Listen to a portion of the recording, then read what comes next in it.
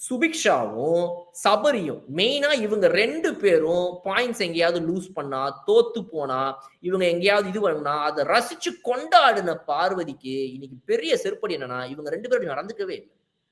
2 பேருமே சுபிக்ஷா இப்ப நான் உங்க டீம் வந்துட்டேன், இப்ப நீ என் டீம்மேட் அப்படின்னு சொல்லி டிவில காட்டுறாங்க. மெயினா சுபிக்ஷாவை காட்டுறாங்க, அதுக்கு தான் ஆடியன்ஸ்க்கு காட்டுறாங்க. அந்த சுபிக்ஷா பொண்ணு கை தட்டுறா, சூப்பர் கமான் பாருன்றா, அது மனசால சொல்றான் அந்த பொண்ணு, எங்கேயுமே அது ஃபேக்காலாம் இல்லவே இல்ல.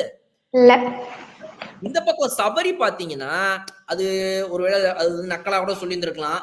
ஆனா வந்து அவர் என்ன சொல்றாருன்னா இந்த தடவை பாரு வச்சிருவா பாரு அப்படின்னு இங்க இருந்து அவர் சொல்றாரு. வைக்கல கீழே விழுந்துருச்சு, நான் வேணும் நான் சீரியஸா தான் சொன்னேன் அப்படின்ற. அது நக்கலாவே சொன்னா கூட வச்சுப்போமே, அவரு வேணும்னே வச்சிடக்கூடாதுன்றத நக்கலா சொன்னாலே வச்சுப்போமே. ஆனா அட்லீஸ்ட் வைக்காம விட்டாடா பார்வதி சாவுடா, நீ என்ன பண்ணல நீ என்ன பண்ணல, இந்த மாதிரி இந்த சின்ன குழந்தை விளையாட்டு விளையாடுனாரா சபரி? பண்ணவே இல்லை. பார்வதி ஒரு பால்வாடி பிள்ளை, இன்னும் வீட்டுக்குள்ள உட்காந்து என்ன நீ அது பண்ணல, என்ன நீ இது பண்ணல, நீ அவுட்டுடா,